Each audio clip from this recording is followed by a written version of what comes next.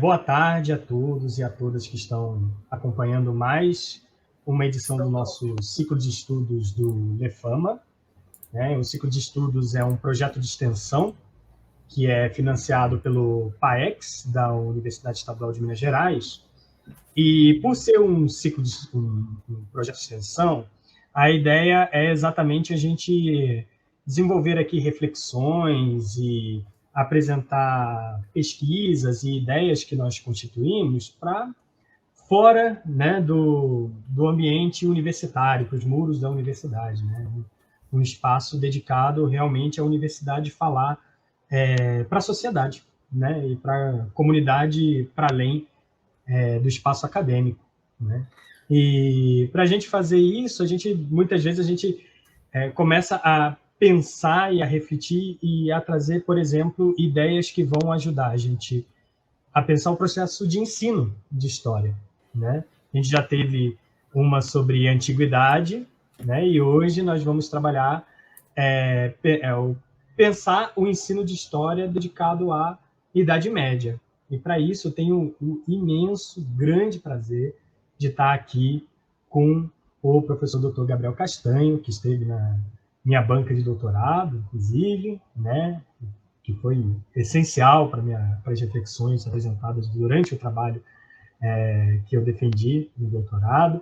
O professor Gabriel Castanho, ele é professor da Federal do Rio de Janeiro, de História Medieval, né? Ele tem graduação em História pela Universidade de São Paulo, mestrado também pela Universidade de São Paulo em História Social, e é doutor em História com menção máxima na École de Hautes Études em Ciências Sociais de Paris, não é isso? E atualmente também integra o programa de pós-graduação em História Social, o PPGIS, da Federal do Rio de Janeiro, né? E eu queria, antes de mais nada, agradecer muitíssimo o Gabriel por estar aqui. A gente teve uma certa dificuldade em marcar a data, né, Gabriel, com esse negócio de Copa, vai passando a data de um dia para o outro, o horário e tal. A gente teve o jogo hoje, a gente está... Alguns aí estão um pouco esse problema acabou. Agora está resolvido, né? Estamos aqui alguns enlutados e tal, né? Mas vai ser, tenho certeza que vai ser uma atividade ótima. O título que o Gabriel passou para a gente sobre a reflexão nessa questão de ensino de história foi do que é feita a Idade Média, construir e ensinar o passado, né, professor Gabriel? Então, estamos aqui também acompanhado pelo pesquisador meu orientando da Universidade Estadual de Minas Gerais, o Guilherme Oliveira, né, me orientando junto ao professor Igor Klein Belchior, né, e que vai participar também da nossa live hoje. E, sem mais delongas, eu queria passar a palavra para o Gabriel. Ele me pediu por e-mail, já aviso quem está aqui. O Gabriel falou, olha, Bruno, eu quero que você seja ativo na apresentação, né? Seja ativo no ciclo de estudos, né? Para que a gente bata um papo mesmo sobre essa temática, né? Então, a partir de agora, então, a gente passa a palavra para o professor Gabriel. Obrigado, Bruno. É um prazer estar aqui com vocês hoje, passar esses momentos aqui com vocês, depois de uma derrota, como você falou, fazer o processo de luto, ocupando a mente com outras coisas, isso também tem sempre a sua utilidade. Vocês vão ver que a questão da utilidade vai aparecer um pouco na minha fala. Então, agradeço ainda mais por isso, por poder ocupar um pouco a mente num dia que a gente tem algumas tristezas. Queria começar, claro, né, como sempre começa, na nota mais polida de agradecimentos, mas, como eu vou dizer, sinceros agradecimentos pelo convite de estar aqui com vocês hoje, sobretudo pela confiança que esse convite representa, né?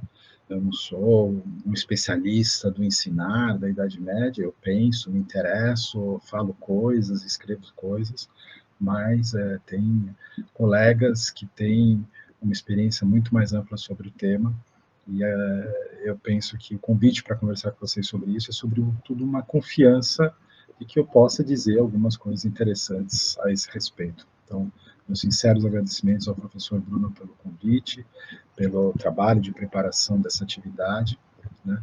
E um agradecimento também ao Guilherme, que está aí no backstage.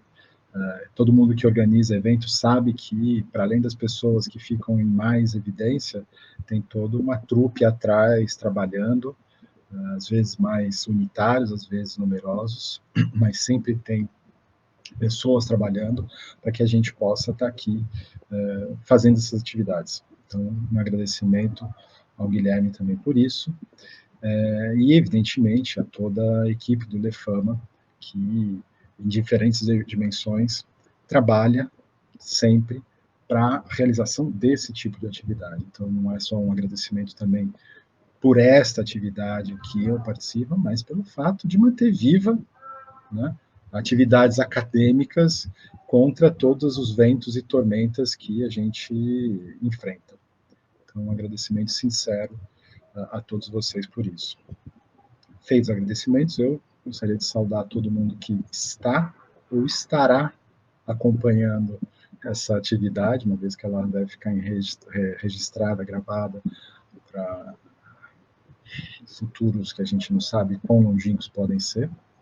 Então, eu queria saudar todo mundo, direto aqui do nosso dia 9 de dezembro de 2022, e dizer que espero que a gente tenha aí um período de trabalho tecnicamente sem muitas complicações, e que o que eu possa apresentar para vocês seja de algum interesse para as respectivas reflexões. Dito essas coisas, eu vou falar, né? Hoje eu não tenho PowerPoint, imagem para vocês, vai ser um pouco não didático nesse sentido, vai ser um pouco mais uma conferência, no certo sentido, tá? Centrada na fala, e como o professor Bruno mencionou, deixando para o final uma abertura para um diálogo mais intenso, principalmente com o trabalho do professor Bruno, mas com as reflexões de todos vocês que estão acompanhando aqui, né? O que eu vou falar para vocês hoje, eu digo logo de cara, né, tem uma tese central. E essa tese central seria a seguinte, de que, atualmente, a gente atravessa uma mudança histórica, que está em curso. Uma mudança do quê? Uma mudança no modo como professores medievalistas, e essa expressão vai ser importante, e não quaisquer medievalistas professores, especificamente os brasileiros, como nós pensamos o ensino da Idade Média. Eu acho que numa história do tempo presente, se a gente fosse refletir sobre isso, ou numa reflexão historiográfica, ou de história do ensino, eu acho que a gente está passando por um momento de mudança, que a gente não sabe onde vai chegar, mas que me parece diferente de algumas reflexões que a gente vinha tendo como campo há algum tempo. E é essa mudança que eu queria destacar para vocês. Me explica um pouquinho mais. A gente sabe que há cerca de pelo menos um século, tem uma pergunta que congrega horizontes tão diferentes quanto aqueles horizontes de professores de universidade e professores no chão da sala de aula de escolas. Qual seria essa pergunta que une professores de história com práticas tão diferentes? A pergunta seria, para que serve a Idade Média? Qual é a serventia da Idade Média? Qual é a função da Idade Média? Trata-se, então, de uma questão sobre a legitimidade, não somente da pesquisa de história medieval, pesquisa em história medieval, mas também do ensino de história medieval. Uma questão sobre ensino de história medieval, com a qual professores de escolas ou de universidades se confrontam, porque muitos dos nossos alunos, muitos de vocês,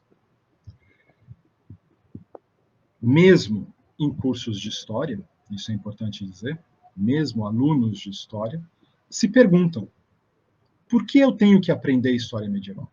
Seja na escola, seja em universidades, essa é uma questão que atravessa as últimas décadas, eu diria, como eu falei um pouco no começo, pelo menos um século.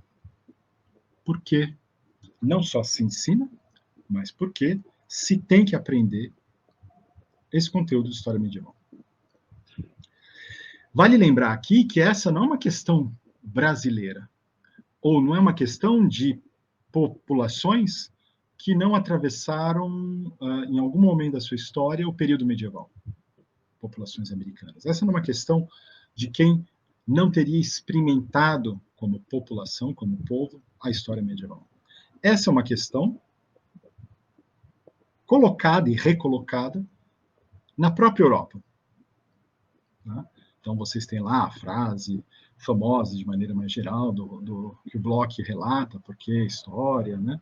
Mais recentemente, o Morcel, Joseph Morcel, junto com uma colega, publicou um livro, já mais de uma década, sobre o trabalho com história medieval, e ele conta que o livro nasceu dessa questão, posta por uma aluna, porque eu, aluna de história medieval, aluna de história, numa universidade na França, no século XXI, tenho que estudar Idade Média. Ou seja cá, seja lá, essa pergunta sobre legitimidade, sobre a serventia da Idade Média, mostra que o pertencimento geográfico a uma determinada região do globo não é determinante para a desconexão com esse passado medieval. Não é só os povos americanos que não tiveram esse período e que se perguntam por que aprender sobre esse período, mas europeus se perguntam também, ou seja, a localização geográfica não é determinante para a desconexão com esse passado.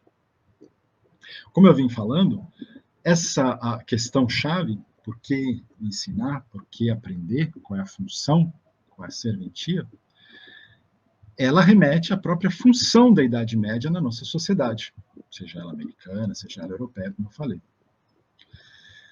Essa é, como a gente sabe, uma questão bastante conhecida de nós, medievalistas brasileiros. Há alguns anos, algumas décadas já, muitos estudos, livros, mais recentemente lives como essa, têm tratado do tema por que estudar, por que ensinar, por que aprender a Idade Média. Qual é a função da Idade Média? Sobretudo, esses estudos, esses ensaios, essas lives, sobretudo aconteceram, ou tiveram uma aceleração, a partir de 2015, quando começaram a aparecer aquelas que foram as diferentes versões da Base Nacional Comum Curricular, a BNCC. Eu ainda encontraria aí, por volta de 2015, com a BNCC, o momento chave da mudança que eu estou tratando como hipótese dessa minha fala, de que a gente vive uma mudança na forma, na história de como a gente pensa o ensino de história medieval no Brasil. A partir desse momento, 2015, BNCC, a gente assiste, então, uma profusão de reflexões sobre esse tema, sobre essa pergunta. Qual é o papel da Idade Média no ensino brasileiro? A própria profusão, fazer uma reflexão, rever todas essas lives de 2015, todos os artigos, todos os ensaios, refletir sobre essa produção pós-2015, só isso já mereceria uma live em si, centrada sobre esse tema. Como, a partir de 2015, professores medievalistas pensaram o seu ofício.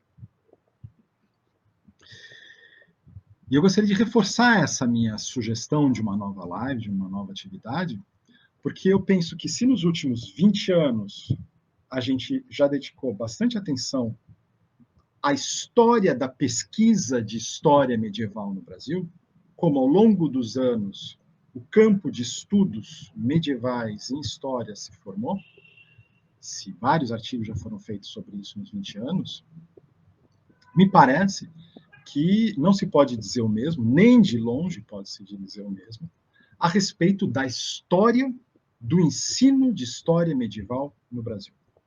Há muito menos trabalho sobre história do ensino de história medieval no Brasil. Não digo que não há, digo que eles são menos volumosos e talvez menos difundido entre historiadores e mais difundidos entre educadores. Ora, história e historiografia também é nosso objeto de historiadores. E discutir essa história do ensino de história no Brasil, pensado nos últimos e praticado nos últimos 20 anos, seria bastante interessante, mereceria aí, eu acho, um artigo, lives, etc.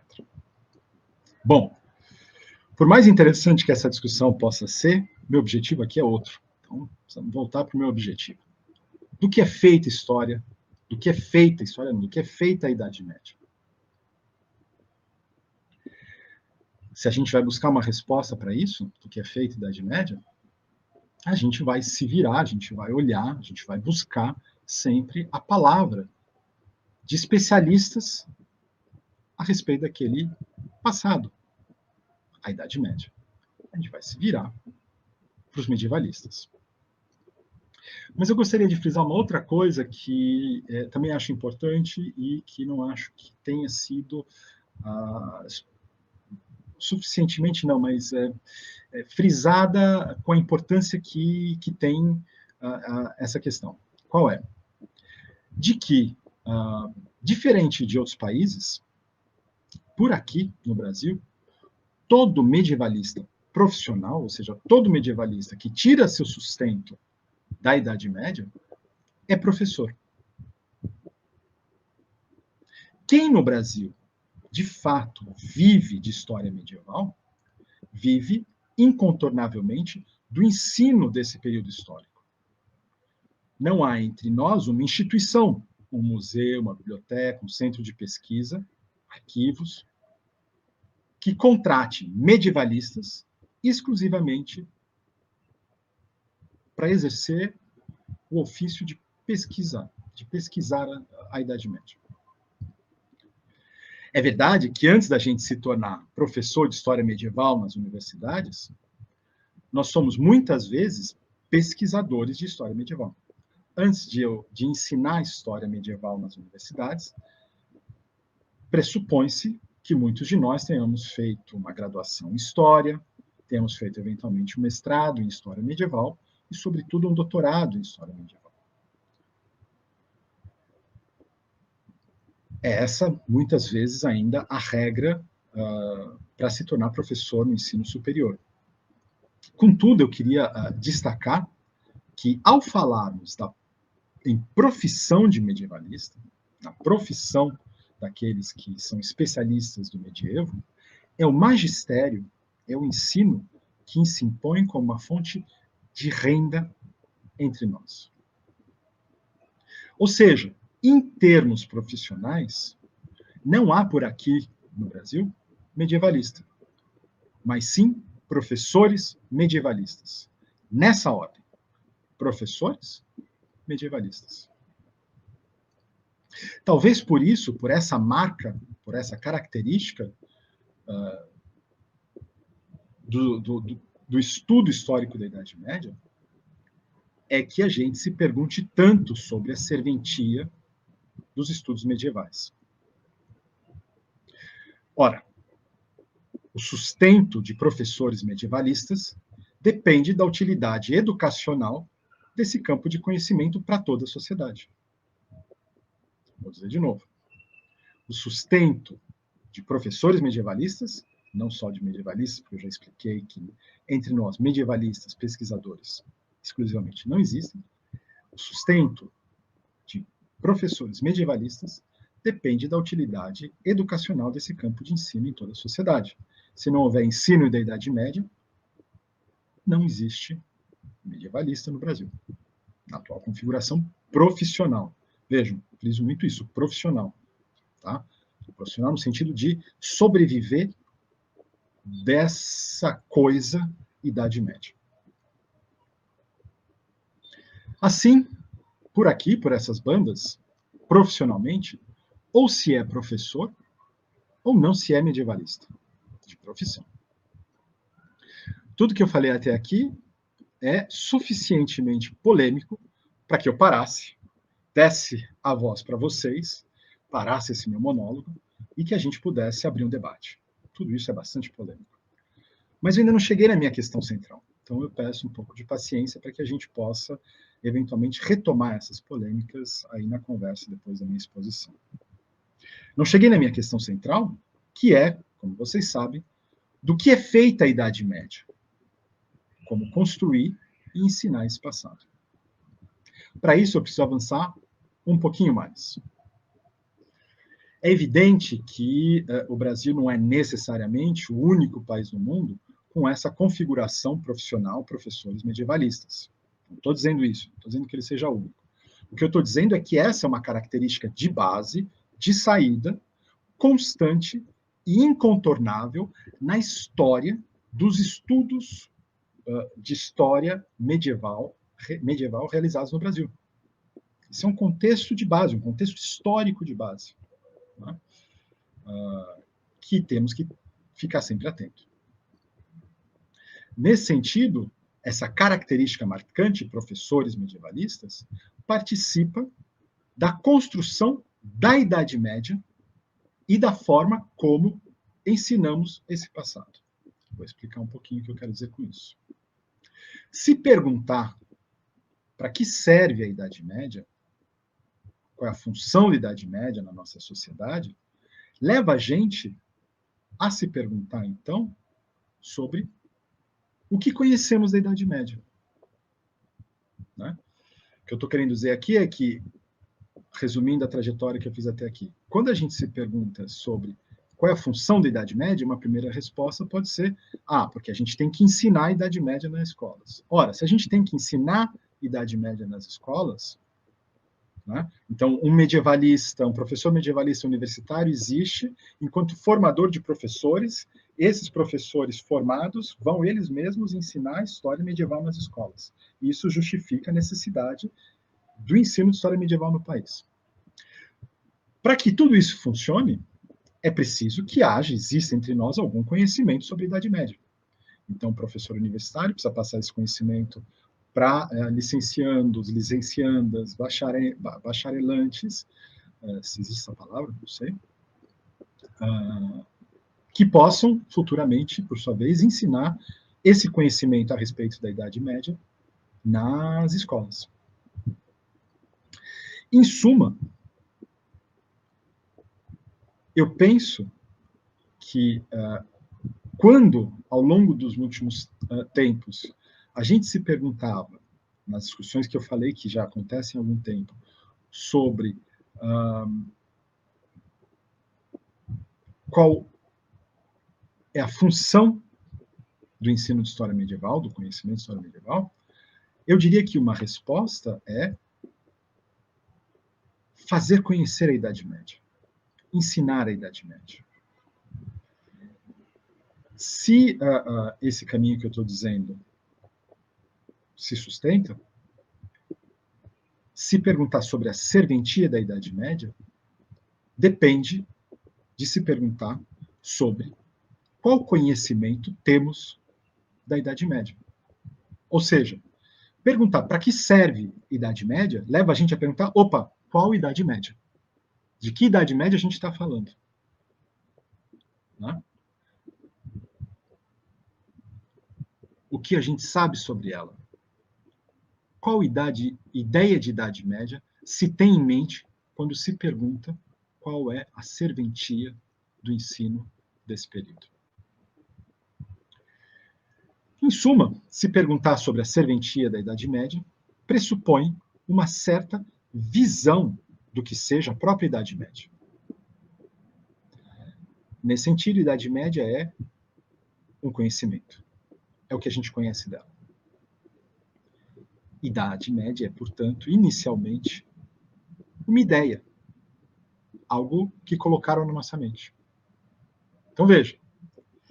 Se a pergunta inicial é do que é feita Idade Média, a minha primeira resposta semi-conclusiva é: ela é feita de ideias que colocaram na nossa cabeça. A Idade Média depende fortemente de uma série de conhecimentos que, por diferentes vieses, entraram nas nossas mentes.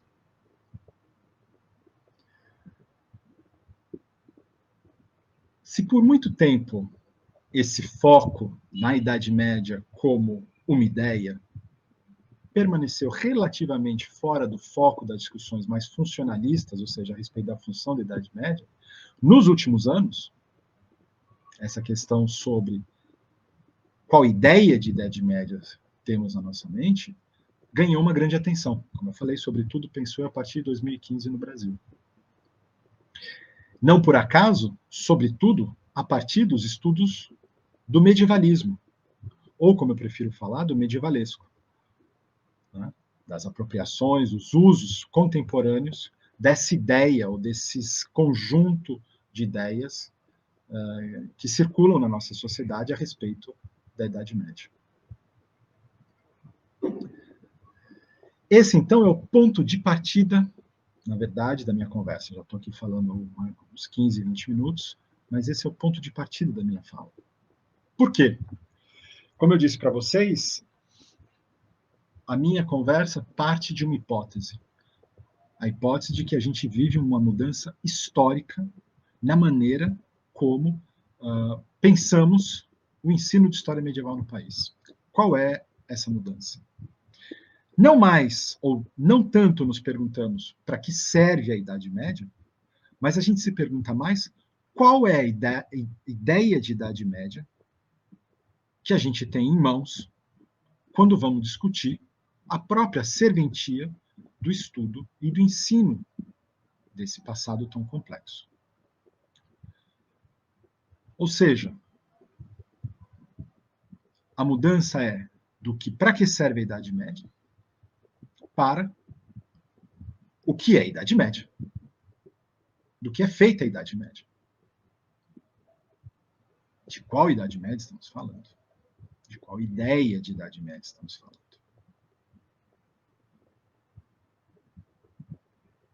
Essa me parece ser uma mudança maior nas discussões do nosso ofício aqui no Brasil nos últimos 7 anos. E como eu venho defendendo, ainda não ganhou, penso eu, a atenção que pode ganhar. E eu friso isso, a atenção que pode ganhar, porque eu penso que essa mudança da serventia para a ideia de Idade Média, de uma Idade Média, de uma reflexão funcionalista sobre a Idade Média, para uma reflexão mais ontológica sobre o que é a Idade Média, o que faz a Idade Média, pode eventualmente, né, a concordância com essa minha hipótese, a discordância com essa minha hipótese, pode eventualmente motivar estudantes, colegas, pesquisadores, professores medievalistas, a se lançar sobre esse que eu penso ser um novo objeto de reflexão. Né? Como a gente passou de uma forma de questão para outra.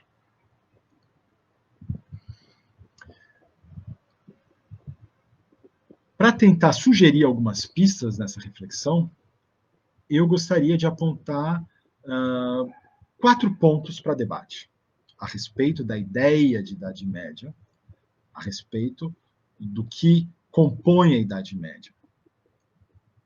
Mas não só do que compõe a Idade Média, do que compõe os conteúdos de ensino de Idade Média, universitários e escolares. Primeiro ponto que eu gostaria de levantar. A Idade Média é feita do tempo presente dos professores medievalistas. A Idade Média, como conhecimento, como ideia, ela é o ponto de saída, o ponto de partida, a partir do qual se observa o passado. O presente é parte constituinte da Idade Média e do ensino de história medieval.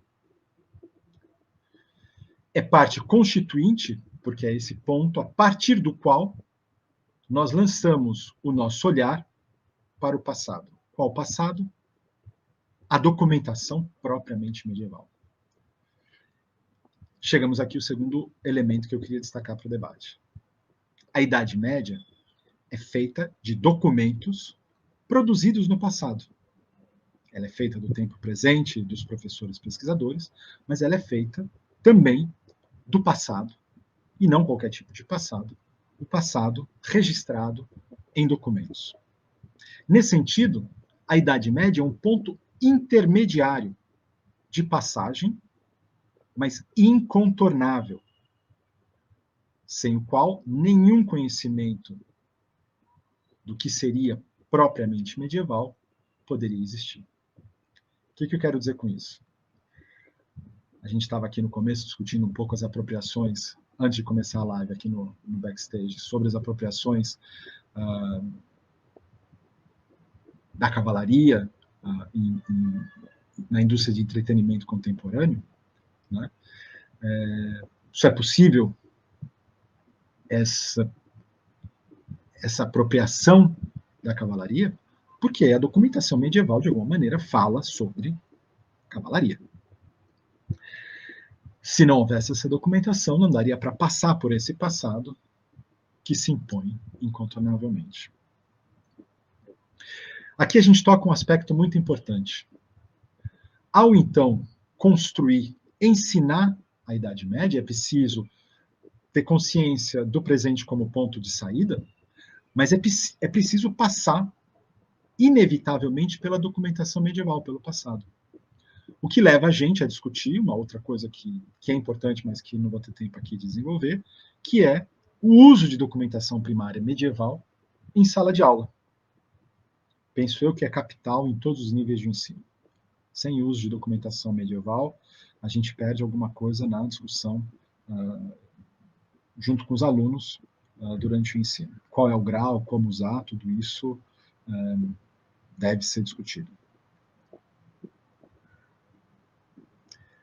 Chegamos, então, ao terceiro ponto. Primeiro ponto que compõe a Idade Média, o presente dos professores medievalistas. Segundo, a documentação oriunda da Idade Média.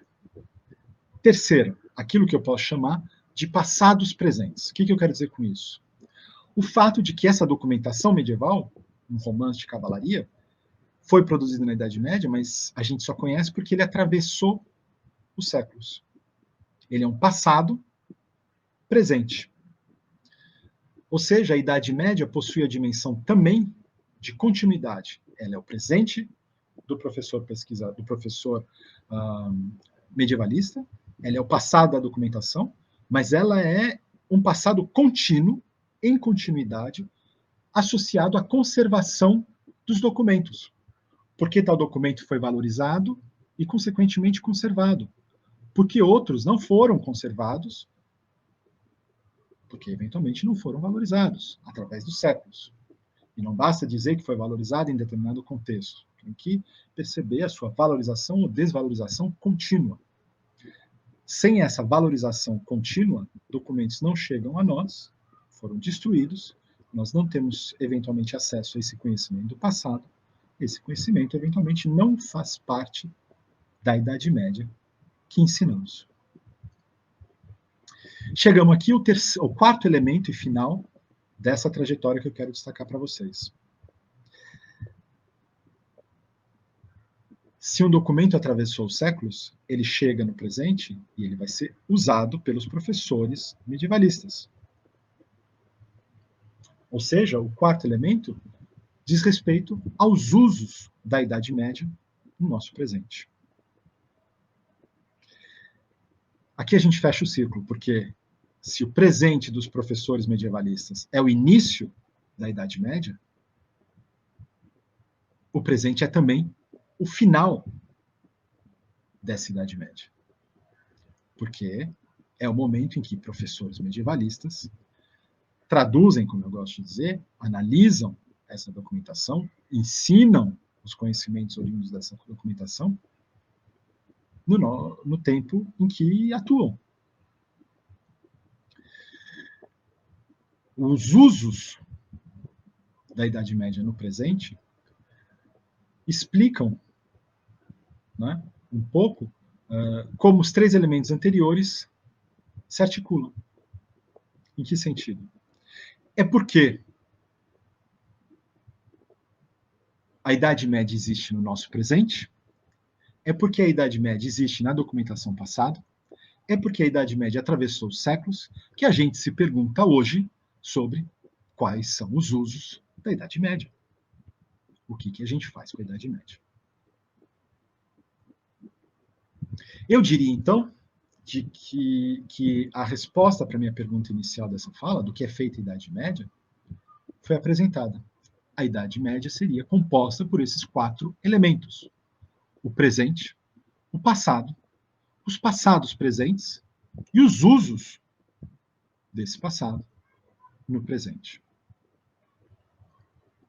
Construir, segunda parte do título, construir e ensinar esse passado, a Idade Média, deve, do meu ponto de vista, impreterivelmente, necessariamente, incontornavelmente, trabalhar com essas 4 dimensões temporais.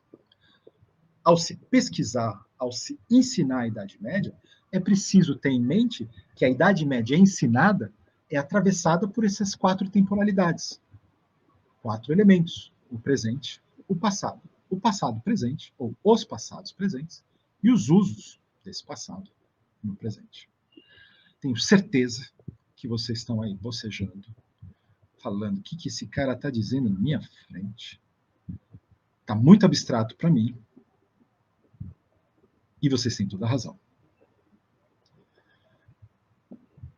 Essa reflexão abstrata, mais teórica, mais conceitual, ela vai poder um pouco, a partir de agora, ser exemplificada em alguns casos específicos. E, ao final, eu vou chamar o professor Bruno para me ajudar a refletir sobre os limites dessa reflexão que eu apresentei agora. Se pode parecer complexo, é verdade também que, como já demonstrou a professora Cláudia Bovo, num artigo muito interessante sobre o ensino de temporalidades recuadas, ensinar a Idade Média participa da própria formação da noção de tempo dos estudantes nas escolas. Se a gente pegar aí as diretrizes de ensino, né, a gente vai ver que no mesmo ano que se ensina a Idade Média, muitas vezes está se trabalhando a constituição das múltiplas camadas temporais, das espessuras do tempo, o tempo mais imediato, o tempo longo, o longuíssimo tempo, está se apresentando aos estudantes, aos jovens, as diferentes dimensões do tempo. E que trabalhar, essa é a proposta da professora Cláudia Bovo, trabalhar as diferentes dimensões do tempo passa por trabalhar a Idade Média. Ou seja, trabalhar com a Idade Média, trabalhar com história, não deve se resumir ao ensino de conteúdos contextuais, né? Aqueles quesitos que vão cair, ou que iam cair no vestibular, que vão cair no Enem. Né? Ensinar história, trabalhar com história, não é ensinar conteúdo. Né? Não pode ser resumido a isso. Né? Tem que estar associado, não sou eu que estou dizendo, são as próprias diretrizes de ensino, tem que estar associado ao ensino da própria noção de tempo e da passagem do tempo. E como essa passagem do tempo pode impactar, eu acho interessante juntar isso, como essa passagem do tempo pode impactar na própria constituição dos conteúdos escolares. Ou seja, ao ensinar a Idade Média, a gente pode trabalhar a profunda ligação entre as temporalidades que eu mencionei antes, o presente, o passado, a passagem do tempo pelos passados presentes e os seus usos. Tudo isso me parece muito útil em sala de aula, em diferentes dimensões da sala de aula. Tudo muito abstrato ainda, vamos para os exemplos. Exemplo mais concreto. Imagino que muitos de vocês, professoras, professores, alunas, alunos, já praticaram um exercício bastante interessante de ensino, que é trabalhar com as próprias experiências dos alunos em sala de aula.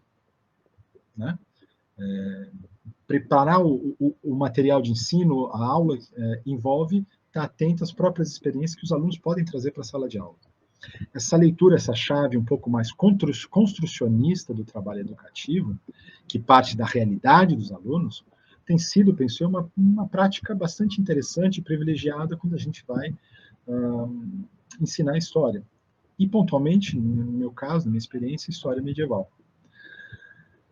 E ela se transforma numa pergunta que penso eu ainda ser bastante comum na sala de aulas. Muitos de nós, como eu disse, professoras e professores, já perguntamos para os nossos alunos e alunas qual é a primeira coisa que vem à mente quando falamos em Idade Média. Então, vocês chegam lá na sala de aula, os alunos têm lá conteúdo, é dia do conteúdo de medieval, se pergunta, vem cá, o que você sabe de Idade Média? O que você pensa da Idade Média? Idade Média é o que para você? Do que é feita a Idade Média?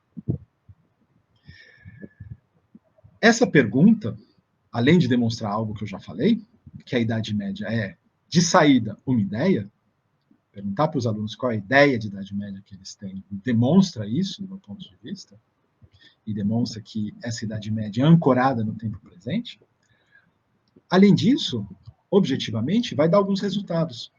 E vocês sabem que muitas das respostas que vão ser dadas, né, para a pergunta qual é a primeira coisa que vem à mente quando a gente fala Idade Média, do que é feita a Idade Média, o que é a Idade Média, muitas vezes as perguntas giram em torno de castelos, cavaleiros, reis, rainhas, igrejas, cristianismo, religião, mas também dragões, elfos, vikings, bruxas. Né? Muitas vezes são essas as respostas que a gente encontra. Esse leque de respostas, que evidente é mais amplo do que eu reduzi aqui, é bastante grande, mas é importante, não é ilimitado. Por mais amplo que possa ser esse leque, ele tem limites. Por exemplo, dificilmente, quando perguntado que ideia de Idade Média se tem na mente, um aluno vai mencionar, quando eu penso em Idade Média, eu penso em sambaqui. Gabriel, sambaqui? De onde veio o sambaqui? Sim, sambaqui. Estou falando daqueles montículos monumentais erguidos pelas mãos de ancestrais que habitavam as nossas terras litorâneas há alguns séculos. Ora, se na Idade Média Europeia, se na Europa houve uma mutação do ano 1000, todos nós sabemos a mutação do ano 1000, o feudalismo, é um conteúdo a ensinar na sala de aula, muitos manuais escolares ainda falam na teoria da mutação do ano 1000. Se a Europa teria passado por essa mutação do ano 1000, por aqui, nas terras que hoje a gente habita, também houve, de certo modo, uma mutação do ano 1000, porque foi mais ou menos nesse mesmo período que ocorreu o declínio das sociedades construtoras de sambaquis e a expansão dos tupis. Não sou especialista no tema, muita gente muito mais competente poderia dizer e matizar o que eu estou dizendo. Não retira o fato de que, no mesmo momento histórico global, ocorrem momentos de mutação, de transição importante. Porque um é definidor da Idade Média e outro não. Ou seja, constatada essa sincronia, né? Sincronia essa que muitas vezes é associada a uma tese mais ampla, a tese de um certo aquecimento global, que teria gerado maior produtividade em terras do norte, mudando as relações de produção e aumentando a produção, e que aqui teria tido impactos também nas relações entre os povos, né?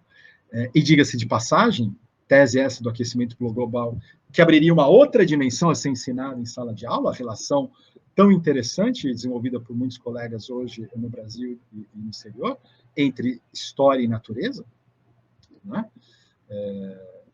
Se é constatada essa sincronia, essa sincronicidade, ou quase sincronicidade, a gente tem que se perguntar, ou tem que perguntar para os alunos, por que os sambaquis não fazem parte da Idade Média? Por que a Idade Média é feita de cavaleiros, igreja, etc., e não de sambaquis e tupis? Para responder essa pergunta, a gente pode retornar aos 4 elementos que eu falei para vocês. Ou melhor, né, eu diria para vocês as outras 3 dimensões, porque a primeira dimensão está dada. Ao se perguntar por que a Idade Média não é feita de sambaqui, o que o professor medievalista está fazendo? Está partindo do seu presente para dizer o que é a Idade Média e ponderar se a Idade Média é feita de sambaqui ou não, de castelos ou não. A primeira etapa já está cumprida. Resta ainda as 3 outras etapas. A etapa seguinte, como vocês podem se lembrar, é o passado, a documentação.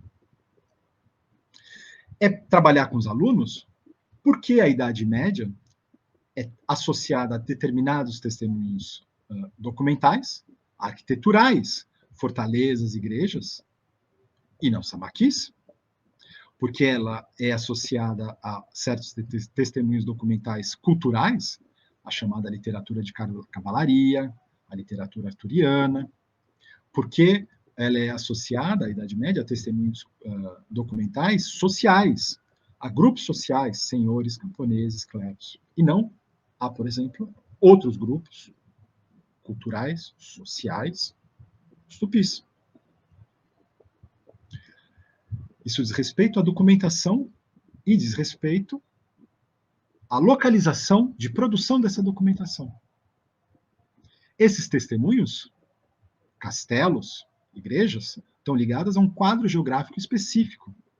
Restrito é importante, ou seja, não universal. Ao chegar aqui, a gente já pode trabalhar o quanto a história medieval de castelos, etc., é uma história medieval para uma determinada geografia do globo.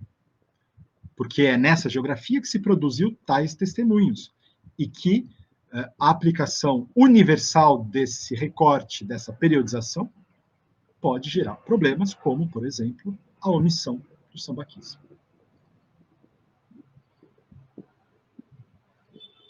Porque, afinal de contas, se o sambaqui não, entre aspas, pertence ao espaço medieval, isso significa que nem todas as regiões do globo passaram pela Idade Média. Se o sambaqui não é parte da Idade Média, não constrói a Idade Média, ora, então, as terras americanas não tiveram Idade Média. Vejam o quanto que a gente pode trabalhar nessa dimensão. Mas mais ainda, essa pergunta pode levar a outra, trabalhar com os alunos. Será que todas as regiões da própria Europa passaram pelo mesmo tipo de Idade Média?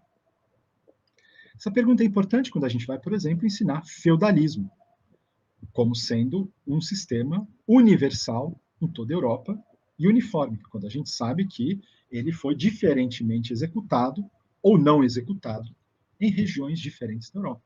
Mas ponderar sobre a limitação da etiqueta Idade Média em uma parte do mundo pode levar à limitação do uso da própria etiqueta Idade Média ou dos seus definidores, feudalismo, para algumas partes da própria Europa.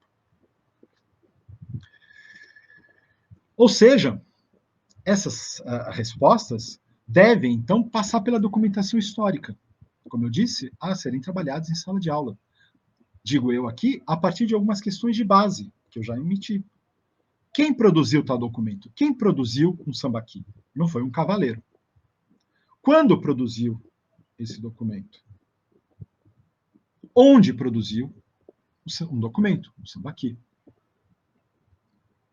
Ou ainda, quem produziu castelos? Né?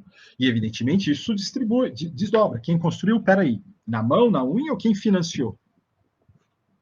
Perguntas importantes a serem colocadas ao documento e que geram conhecimento sobre a Idade Média. Em seguida, a gente precisa se perguntar sobre os passados presentes da documentação medieval. O que sobreviveu daquele período? Por que um determinado documento foi produzido e conservado? Como um determinado documento foi produzido discursivamente, materialmente? Em modo mais evidente, ligado ao exemplo que eu estou dando, o nosso conhecimento sobre castelos e igrejas europeus medievais pressupõe que esses castelos e igrejas tenham sobrevivido em alguma medida. Da mesma maneira, o nosso conhecimento sobre os sambaquis pressupõe que eles sejam conhecidos de alguma maneira. Ora, é verdade que durante a Revolução Francesa, muitas igrejas na França foram destruídas, desmontadas na unha pelos revolucionários. Mas, ao longo de muito tempo, esses prédios arquitetônicos, as igrejas, foram conservados. Nessas terras, os sambaquis, por muito tempo, foram objetos de extração de cal. Por que não foram conservados? Por que os sambaquis não atravessaram os passados presentes? Ou nem todos atravessaram os passados presentes? Por que alguns documentos foram esquecidos, outros preservados? Isso ajuda também a pensar por que alguns conteúdos são ensinados e outros não. Essa pergunta sobre o porquê da conservação de alguns documentos e não de outros leva a gente à última etapa, à quarta etapa, a dos usos de um determinado passado em nosso tempo presente. Por que a igreja seria mais útil do que o sambaquis em nossos dias? Por que ensinar sobre a igreja seria mais importante do que sobre o sambaquis em nossos dias? Não à toa essa pergunta é bastante incômoda hoje em dia, e ela tem produzido uma outra questão. Ou melhor, tem se criticado mais claramente a utilidade de se conhecer a arquitetura medieval, enquanto se valoriza, evidentemente, a necessidade de conhecer melhor outros objetos documentais, como o sambaquis. O que é importante, então, nessa pergunta sobre os usos do passado, seria o que mudou nos próprios usos, o que fez com que a gente valorizasse diferente as igrejas, e, sobretudo, o que faz com que a gente valorize diferentemente os sambaquis, de transformar eles de objeto de mineração a objeto de conservação. Chegando aqui ao final da minha fala, eu preciso reconhecer que eu usei exemplos de uma parte não europeia do globo, numa tentativa de deixar mais claro o contraste comparativo. Mas a gente poderia falar de casos propriamente europeus, ligados à maneira como a gente concebe a Idade Média, a ideia de Idade Média que a gente tem na nossa mente, a ideia que a gente carrega. E a gente poderia aplicar a esse próprio horizonte europeu as quatro dimensões que eu indiquei. Vou retomar rapidamente a título de exemplo. Se a gente pode responder que a Idade Média é composta por castelos, cavaleiros, igrejas, reis, rainhas, cristianismo, religião, etc., isso se deve ao fato de que muito daquele passado ou foi posto de lado, ou foi articulado, organizado no tempo presente, de uma maneira bastante específica, uma maneira histórica, por nós, professores, pesquisadores. Se é isso que vem à mente, é também porque é isso que cai no vestibular, e não sambaqui, por exemplo.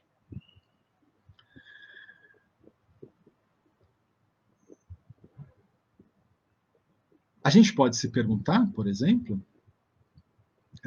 para dar um exemplo só, por que não?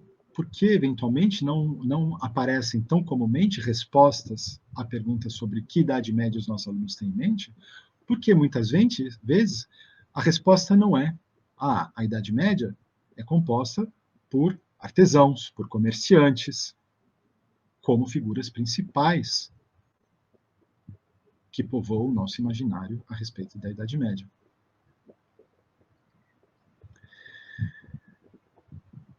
Na primeira dimensão, né, ou melhor, na dimensão do passado, a resposta seria, bom, esses comerciantes, esses artesãos, talvez não tenham deixado a mesma quantidade de documentação que outros grupos sociais possam ter deixado.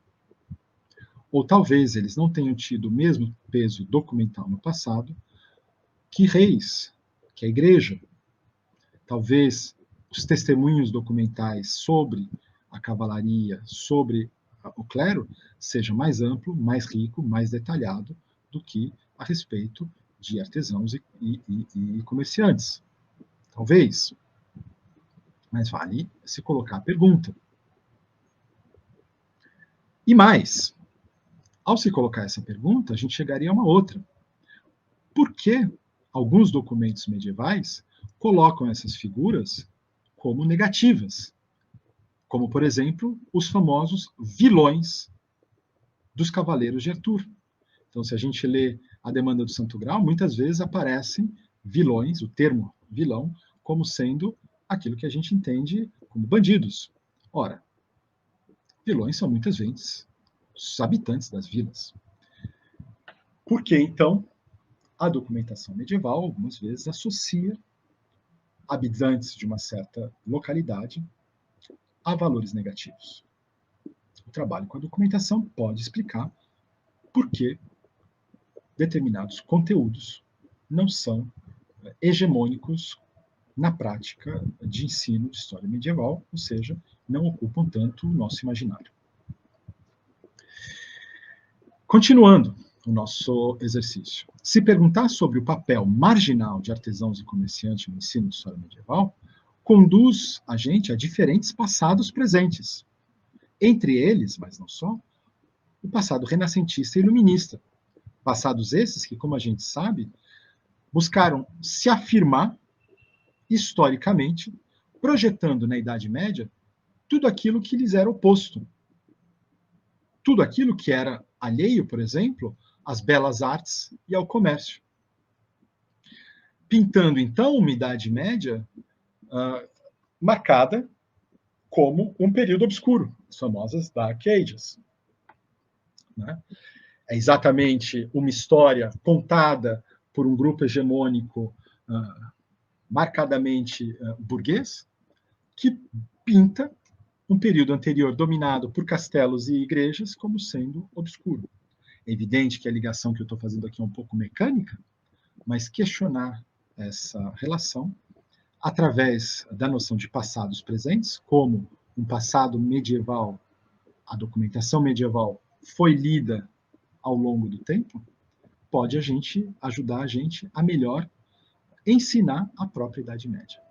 E, por fim, o quarto elemento que eu propus para análise, os usos do passado, ficam mais claros. Porque, evidentemente, obliterar, apagar, esquecer, subalternizar artesãos e comerciantes no ensino de história medieval, e muitas vezes como objeto de pesquisa, porque lembre-se, nós somos professores medievalistas, né? Não teria sido esse apagamento, esse esquecimento, essa subalternização de artesãos e comerciantes, não teriam sido, eventualmente, sem interesses, para uma certa narrativa evolucionista da história, que pretenda se colocar ela mesma, os narradores dessa história, que subalternalizam, que diminuem determinadas experiências históricas, que se valorizam ao ponto de se colocarem como ápice civilizacional, que no caso aqui que eu estou trabalhando, concebe o comércio europeu, sobretudo do século XIX, como sendo o ápice da civilização. O que eu estou querendo dizer aqui?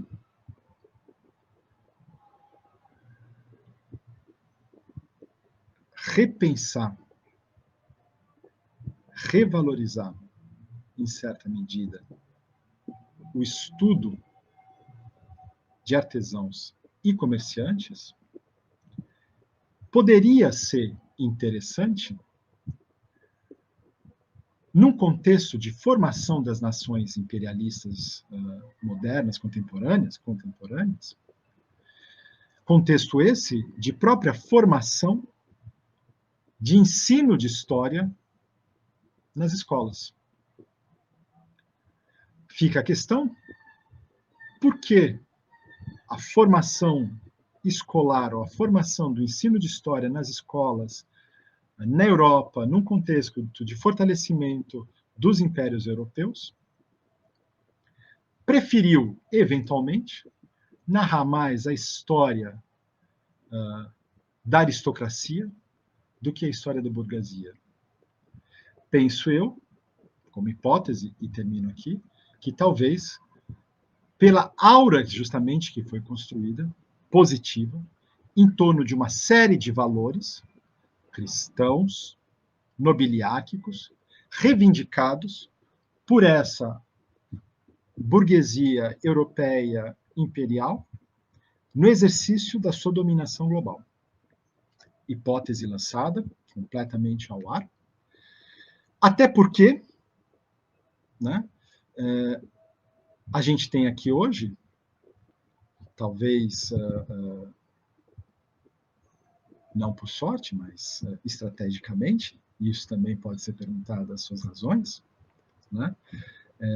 Alguém muito mais competente do que eu, que é o professor Bruno Marconi, que fez a gentileza de me convidar para essa conversa aqui com vocês, que é muito mais competente do que eu para falar sobre a história medieval de comerciantes e artesãos na Europa, mas, sobretudo, numa região mais ou menos marginal nos estudos medievais, a Península Ibérica, Portugal, sobretudo, e que é também especialista no estudo da subalternidade, dos grupos subalternos, e que, com certeza, vai poder, a partir do meu desconhecimento, certamente trazer aqui alguns elementos muito mais certos do que os incertos elementos que eu trouxe aqui para vocês, a título de exemplo das reflexões mais conceituais que eu apresentei a respeito dos 4 elementos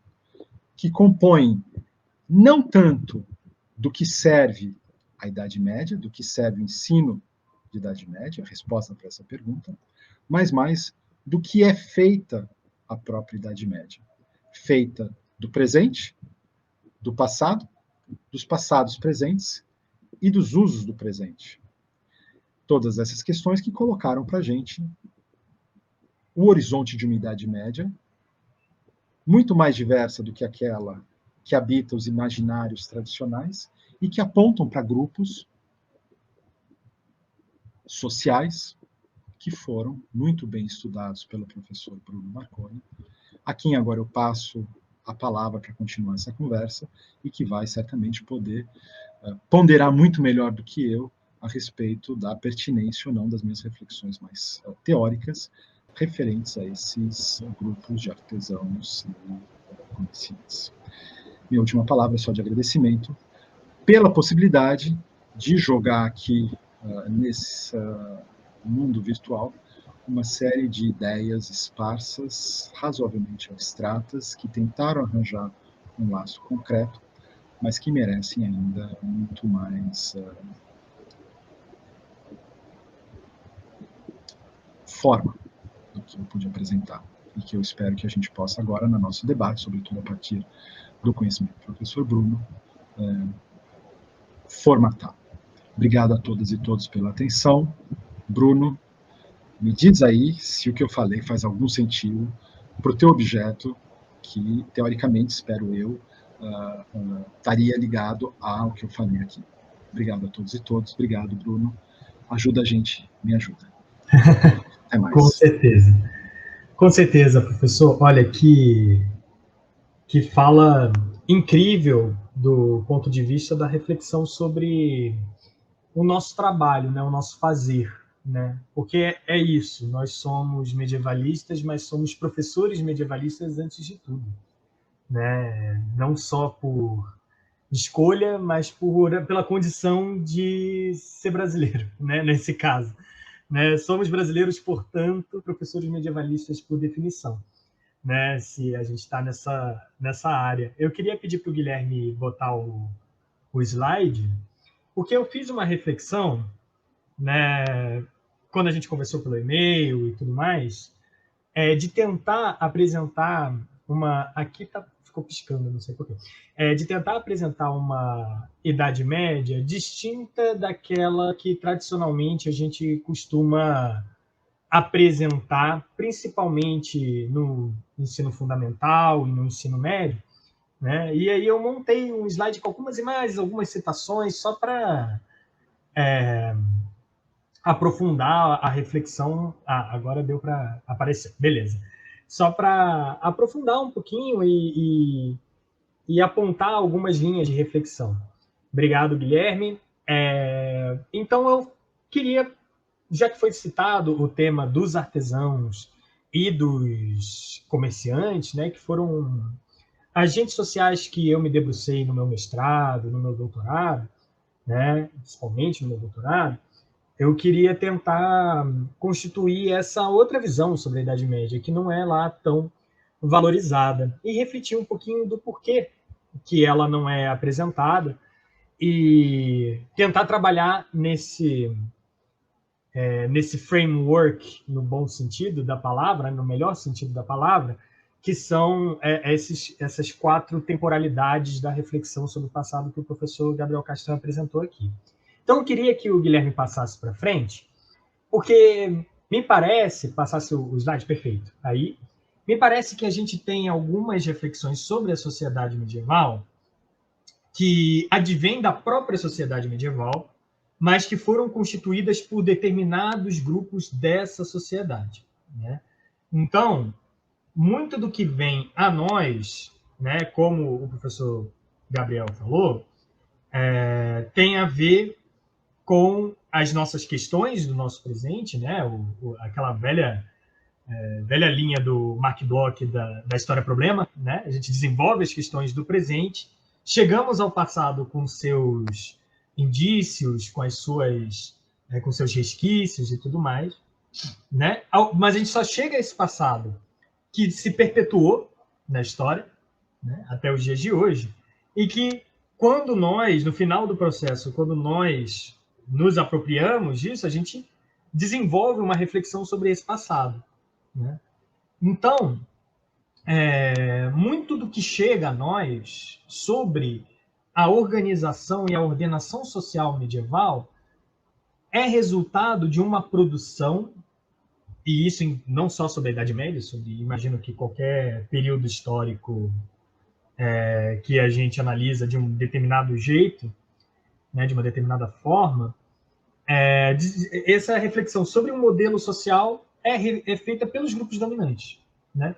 O que nos faz, por exemplo, definir a Idade Média, e nós abrimos manuais escolares, e lá está categoricamente a Idade Média, a organização social da Idade Média é entre o clero, a nobreza e quem trabalha, né? Os trabalhadores. Os oratórios, delatórios, laboratório, né? E que era assim que a sociedade medieval é organizada, muitas vezes com uma pirâmide, né? Uma pirâmide, um triângulo com clero em cima, o que me parece até, mesmo dentro dessa ideologia, me parece uma coisa um pouco... até o símbolo da pirâmide não é bem isso, nem que os próprios medievais queriam dizer, né? Mas o George Deby, que é da onde muitos autores desenvolvem essa teoria, ele deixa bem claro. As 3 ordens, ela é um imaginário medieval, né? Ela é um imaginário. Essa trifuncionalidade, ele, inclusive, vai dizer que é uma estrutura de organização social que transpassa diversas temporalidades para chegar na Idade Média e constituir essas 3 ordens, né? Ela é uma proposta de ordenação social realizada dentro de uma igreja em formação, né? Em que tenta organizar como seria uma sociedade perfeita de acordo com certos objetivos. Ela não foi a única produção desse período, né? Ela não foi, talvez em algumas regiões do globo, nem a principal, né? Mas chega aos nossos livros didáticos categoricamente. A Idade Média era dividida entre aqueles que rezam, aqueles que lutam e aqueles que trabalham, né? E isso mostra mais sobre a ideologia social, e esse termo é usado pelo Deby, né? O conceito de ideologia, ele até cita explicitamente a um autor marxista ali da época que ele está escrevendo, muito conhecido, o Louis Althusser, né? Para definir o seu conceito de 3 ordens, em que um certo grupo social, monges de uma determinada região francesa e tudo mais, estava desenvolvendo para ordenar essa sociedade. O que significa que tinha um montão de gente que não estava dentro dessa trifuncionalidade, ou se estava não de uma forma prioritária, digamos assim, ou com destaque, ou destacada, né? E ela reflete uma certa ideologia que muitas vezes nos causa um estranhamento, Porque nós vivemos numa sociedade pós-iluminismo, que foi citado aqui pelo professor Gabriel, pós-revolução industrial, pós-revolução francesa, que é uma sociedade da igualdade jurídica, até certo ponto. Né? Mas, né, em que todos nós nascemos iguais perante a lei, pelo menos do ponto de vista formal. Né? Na prática também tem outros 500. Né? Essa concepção de igualdade social, ela não está presente na Idade Média. A Idade Média é uma sociedade marcada pela diferença. Né? É marcada pela diferença, não pela igualdade. Então, a família em que você nasceu, o lugar que você ocupa na sociedade, ela não te leva a, por exemplo, leis iguais para todos. São leis diferentes. E isso era o que eles estavam tentando ordenar, a partir de princípios, de como está escrito aqui, de hierarquia, de concórdia. E aí aquele símbolo do triângulo talvez não seja lá tão... da pirâmide, não seja lá tão funcional nem para explicar essa ideologia, porque me parece que, na verdade, o que eles estavam querendo dizer era um círculo, né? Era uma ideia de que esses grupos estavam ali, um ajudando o outro, para que todo mundo chegasse a um objetivo comum, que é o que o Espanha cita aqui, e ele define a sociedade medieval como uma sociedade corporativa, né? Todos como um corpo chegando a um estado transcendental, metafísico diferente, ou seja, todos trabalhando pela salvação da humanidade, né? Um destino cósmico, né? Um destino cósmico. Essa concepção de sociedade, essa concepção de divisão social, de organização social, ela é bem específica e ela ficou marcada porque ela perdurou. Então, ela foi, durante muitos séculos, um passado presente, né? Enquanto instituição social. Não só enquanto objeto histórico, mas, né, a gente vê até o século XVIII o Luís XVI convocando a Assembleia dos Três Estados. Não é à toa que ela segue essa organização aqui. Né? Eu queria que o Guilherme passasse isso. E aí a gente entra no livro didático, e isso aqui é figurinha carimbada. Né? Todo livro didático tem o livro de Horas do Duque de Berry, né, de 1410, em que tem essa imagem sobre a sociedade medieval. O aluno, ele chega no livro didático, ele bate o olho, o que é a Idade Média? A Idade Média é feudalismo. E você vê muito bem o feudalismo aqui, né, nesse livro de Horas, um calendário ali no topo, em que tem um castelo com servos trabalhando com um castelo numa posição superior, olhando para esses servos. Significa que essa construção dessas instituições na Idade Média perduraram de tal modo que foram elas que sobreviveram para alimentar o que pessoas posteriormente, historiadores ou não, teóricos ou não, filósofos ou não, desenharam sobre o que é a Idade Média que chegou até nós. Né? Eu queria que o Guilherme passasse mais um, só para mostrar uma outra representação da Idade Média. Essas daqui é um tríptico de 1944, ou seja, no auge do Estado Novo salazarista português, né? Em que está representada as Cortes de Leiria de 1254. O que eram as Cortes? Era exatamente essa assembleia medieval, era o que muitos autores chamam do parlamento medieval, em que representantes do clero, do povo e da nobreza são convocados a negociar e apresentar suas demandas ao rei, especificamente em Portugal. E isso ocorre também em Espanha, né, Castela, Leão, França também tem essas cortes. Né? E que nessa imagem nós vemos na esquerda, no tríptico, na primeira parte do tríptico, o clero, no centro, o povo, e à direita a nobreza. Dá para ver claramente os símbolos, a simbologia de cada um dos três estados. E acima de todos, o rei. Isso é um símbolo para atrair um passado medieval de acordo com questões daquele presente, de representar aquela situação política do salazarismo, de uma sociedade que também se pretendia numa organização corporativa, tal como fascismos em geral propõem. Né? Então, nós olhamos para esse tríptico, né, e nós vemos uma sociedade majoritariamente masculina, né? Não, 100% masculina, né? Mas também uma sociedade ordenada, uma sociedade, né, em que cada um sabe a sua posição, não é isso? E eu queria que o Guilherme passasse mais uma. E aí a grande pergunta é, isso definiu durante muito tempo a ordem jurídica medieval, né? De fato, leis distintas foram aplicadas a membros que faziam parte dos delatori ou dos laboratórios, por exemplo. Só que a ordem jurídica define tudo que é essa sociedade? Ela define como a sociedade se organiza? E outra, se a gente segue essa linha que se perpetuou para nós até os dias de hoje, então significa que a sociedade medieval é uma sociedade em que, a não ser no momento em que os pactos sociais são quebrados, né, ela é pacífica, totalmente sem mobilidade social, sem pluralidade, e ela está como se fosse numa completa estasis, né? Que essa era uma imagem que foi construída durante muito tempo. A sociedade medieval, por ser uma sociedade tipicamente agrária, ela é uma sociedade com menos mobilidade, com menos transformação.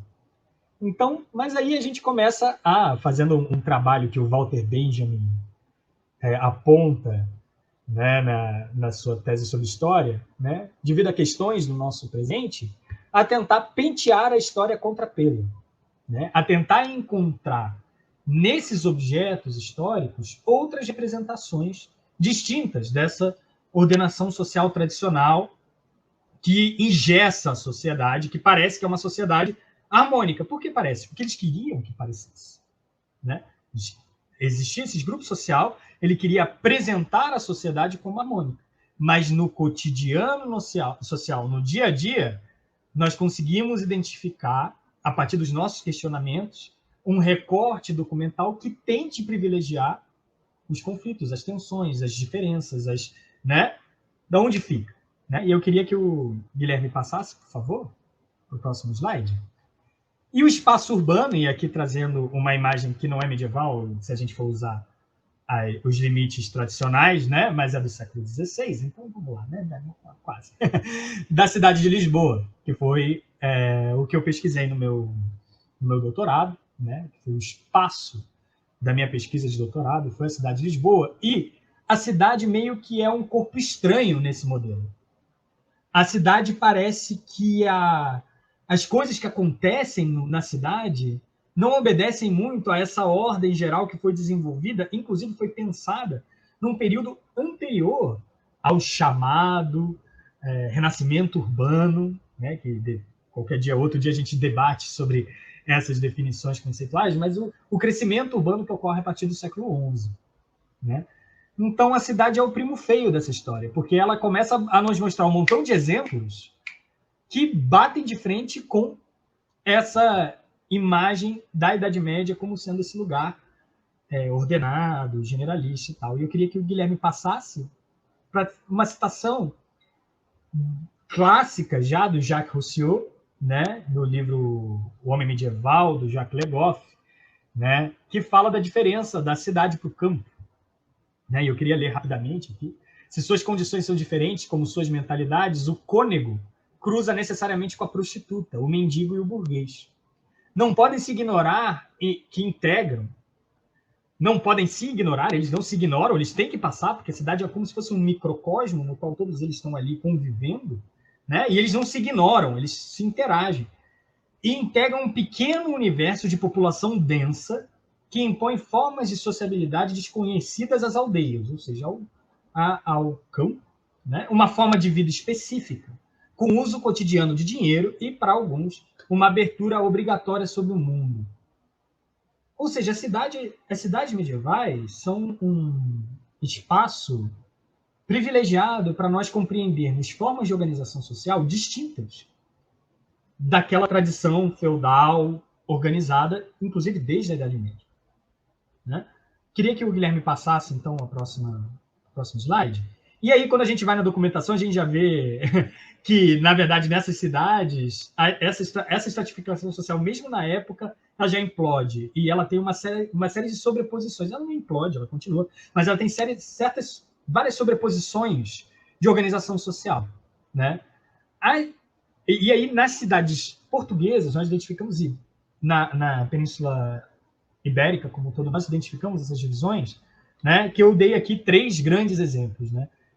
A estratificação que eu chamei de jurídico-militar, que acompanha bastante a definição da distinção entre quem vai para a guerra e quem trabalha, né? Ou seja, nas cidades ficavam os cavaleiros vilãos, que não eram os cavaleiros de linhagem senhorial, né? Eram geralmente burgueses e comerciantes ou proprietários de terra que ganhavam um título, mas que não eram de uma família senhorial, né, tradicional, né? E quem trabalhava eram os peões. Essa terminologia em espanhol são os pecheros, né? Os cavaleiros e os peões são a grande diferenciação nessa cidade. E que existe diferença de leis para cada um. Só que essa não é a única diferença, né? Existe também uma estratificação que eu chamei aqui de direitos políticos, né? Isso eu sei que é um certo anacronismo, mas que só para a gente fazer uma reflexão. Que vem para o Brasil, que a gente tem essa diferenciação no Brasil colônia, que a gente tem aí a instituição da Câmara dos Homens Bons, né? Essa diferenciação ela surge no período medieval. Quem são os homens bons? São aqueles que têm um certo privilégio político na Idade Média, né? Nessas cidades, que governam essas cidades, né? Quem são os vizinhos? Ou, em espanhol, a vicinidade, né? São aqueles que têm alguns direitos políticos na cidade, como, por exemplo, em algumas assembleias eles são convocados. Geralmente são aqueles que nasceram e têm terras e têm trabalho nessa cidade, e é reconhecido como se a gente for usar essa terminologia, um cidadão, né, um certo nível de cidadania. E tem os moradores, que podem ser estrangeiros, né, são excluídos, são muito pobres, não têm propriedade, não tem nada, né? E, além disso, nós identificamos nas documentações medievais terminologias como divisões econômicas, né? Os maiores, que geralmente são os homens bons, que geralmente são cavaleiros, né? Que são os que têm mais poder econômico. Os meiaus, que são os medíocres, também a gente vê na documentação, que são as chamadas classes médias, os grupos médios da sociedade. E os menores são aqueles que trabalham, grande massa de trabalhadores, grande número dessa população, né, que trabalhavam trabalhavam na manhã para comer à noite, né? Aquele pessoal que se dedicava ao trabalho, né? Então, só de bater o olho na documentação da época, nós conseguimos identificar uma forma de organização social que, apesar de ainda assim muito corporativa, não identifica esses conflitos de forma direta, ela não reproduz necessariamente aquela visão tradicional que a gente aprende na escola de feudalismo, né? Eu queria que o Guilherme passasse para o último slide que eu tinha preparado e trabalhar os artesãos, né? Trabalhar os artesãos e que eu chamei aqui de complexificar a abordagem, né? Que é como nós podemos chegar, se a gente pressupõe, se a gente já vai com essas questões de considerar a Idade Média como um período plural e não só o que foi legado para nós, como chegar nessas pessoas? Né? Como chegar nesses grupos sociais? Como ensinar uma Idade Média que não é uma Idade Média construída de acordo com, como o professor Gabriel falou aqui, com certos interesses imperiais, com certos interesses do iluminismo, por exemplo, de transformar em Dark Ages, ou com o interesse do romantismo, de ser a origem dos estados nacionais da França, da Alemanha, né, da Espanha, de Portugal, que não eram conceitos que existiam no estrito senso para a Idade Média. Como a gente escapa de concepções muito presentes atualmente, que eu chamaria de abusos da Idade Média, que são concepções racistas, muitas vezes, são concepções nacionalistas, que são concepções eurocêntricas, né? E que alimentam certas posições políticas nos dias atuais, né? O João, meu orientando, está analisando a apropriação da cavalaria nos discursos políticos da extrema-direita online, nos memes da extrema-direita online, né? Ele vai defender o TG agora na segunda-feira, o TCC dele. Então, é um exemplo, né? Como fugir desse tipo de interpretação? Uma forma de fugir, né, é buscar essas experiências sociais desses próprios grupos. Só que isso é muito difícil. Exatamente porque os documentos que chegaram a nós, esses passados presentes, eles são desenvolvidos principalmente pelos grupos sociais dominantes, né? Principalmente pelo clero, principalmente pela nobreza, né? Então, nós vemos, por exemplo, as revoltas da Jacquerie, né? Nós vemos pelo olhar dos cronistas franceses que estavam a serviço do rei francês, né?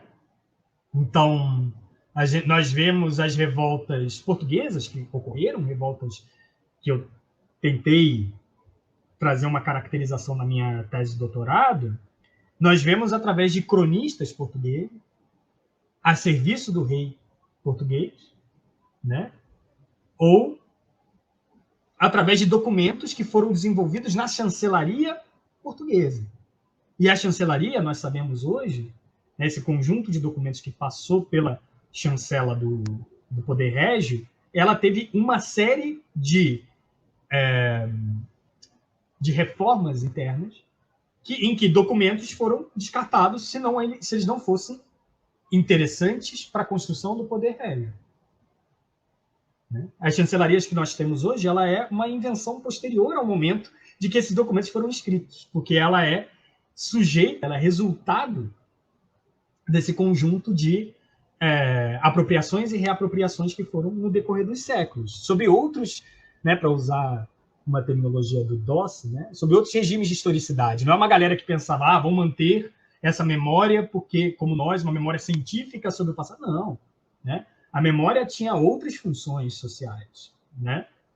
Então, como chegar na experiência social desse pessoal que não deixou? Os subalternos podem falar? Essa é a pergunta, né? Que a Spivak levanta lá, né? Os subalternos conseguem falar? Existe algum momento que a gente consegue ouvir as vozes deles? A terminologia que eu usei na minha tese foi muito... Eu achei que foi interessante, porque eu não usei o conceito de vozes, eu usei o conceito de ecos. Porque mesmo nos documentos do Jean Froissart, mesmo na crônica do Jean Froissart, nós talvez ali, por trás de todo o preconceito aristocrático que ele tinha com os grupos populares se revoltando naquela época, né? De repente ali, nos meandros, talvez no subtexto, nas entrelinhas, nós conseguíssemos identificar alguns aspectos desse cotidiano e dessa vida e de como essas revoltas se deram, de como as resistências sociais se deram, né? E aí a grande pergunta que fica, ok, mas Bruno, a gente tem um currículo que a gente tem que seguir dentro da sala de aula, né? E aí um conjunto de forças se convergem em cima da cabeça desse professor medievalista que quer trabalhar subalternos, quer trabalhar a história da mulher, quer trabalhar a história da sexualidade com os alunos para pintar uma Idade Média que não é uma Dark Ages, nem que é uma idade romântica, e que não é só feudalismo, e que não é só o servo explorado pelo senhor, e sim que é um período histórico complexo, diferente, distinto. Como é que a gente chega aí? E eu não tenho uma resposta certa para isso, para ser sincero. Assim, eu não tenho... eu tenho algumas hipóteses também, né, de que a gente... o currículo também é resultado de um conjunto de pressões, né? E se a primeira formulação da BNCC, né, foi de excluir a Idade Média do currículo, ela ser reinserida no currículo é uma vitória da nossa, né, classe socioprofissional, né, dos historiadores como um todo, né? Ela foi uma vitória de chegar, e aí foi essa transição que o professor Gabriel falou, né, de sair de uma argumentação de que a Idade Média é importante, para que serve, né? Para que serve, né? A gente sai dessa reflexão a partir do momento que nós somos vitoriosos no debate e a Idade Média volta ao BNCC, E aí a gente começa a pensar, não, mas é essa a Idade Média que a gente quer apresentar? Né? Então, do que é essa ideia? E que os artesãos podem fazer parte dessa ideia, assim como as mulheres, assim como os judeus, assim como os muçulmanos, né? Assim como uma Idade Média mais ampliada para além da Europa Ocidental, cristã, latina, e identificar a Europa dentro de um contexto euro-afroasiático, por exemplo, que é que o pessoal da História Global realiza, né? Naquele artigo fantástico da professora Aline Dias de Silveira, né? Que ela fez sobre História Global, publicada na revista Roda da Fortuna, que é incrível, ela refletindo sobre como a gente pode compreender, na verdade, não bolsões de cultura, né, em si, e sim culturas transversais, que uma conectava a outra, que uma estava presente na outra, né? Então, me parece, assim, e caminhando para minhas considerações finais aqui do que o professor Gabriel Castanho me indicou para refletir, que talvez seja possível, sim, nós interagirmos e termos ali num ambiente tanto escolar quanto universitário o uso desses diferentes grupos sociais, do que a gente consegue desenvolver dentro da pesquisa sobre que já vem desenvolvido há mais de um século, né? Mas que continua sendo produzido, né? Sobre essa pluralidade medieval, porque essa pluralidade ajuda e ela é constituinte da consciência histórica do aluno, né? Que é isso que o professor Gabriel apontou, né? A Idade Média, citando a professora Cláudia Bovo, né? A Idade Média ela é constituinte da visão da temporalidade, da visão do tempo, da consciência histórica, em termos do Husserl, né? Johann Husserl, né? Da consciência histórica. Então, quando a gente mostra uma Idade Média plural, distinta do mundo atual, a gente tem uma visão de alteridade sobre o passado, né? E que passa por todo esse trajeto, que é um ciclo também, que fecha o ciclo, né? Que o professor Gabriel falou. Quais são as questões que nós temos, quais são os indícios, os documentos que nós temos acesso, né? Quais que se mantiveram, e a gente entender a lógica do porquê que eles se mantiveram, né? Quais que se mantêm até hoje, e como a gente pode utilizar ele para, novamente, fazer uma nova questão, e aí o ciclo se fecha e vai, né? Vai aquela espiral do conhecimento histórico, né? Antes de fechar, eu queria agradecer muitíssimo pela fala do professor Gabriel Castanho. Foi inspirador, assim, para refletir. Eu não sei se ele vai querer fazer mais algum comentário antes da gente abrir para o debate aqui, né? Vai querer. Então, eu não sei se era isso que você estava esperando que eu falasse também, mas foi que se apontou, né? Então, fica à vontade, professor.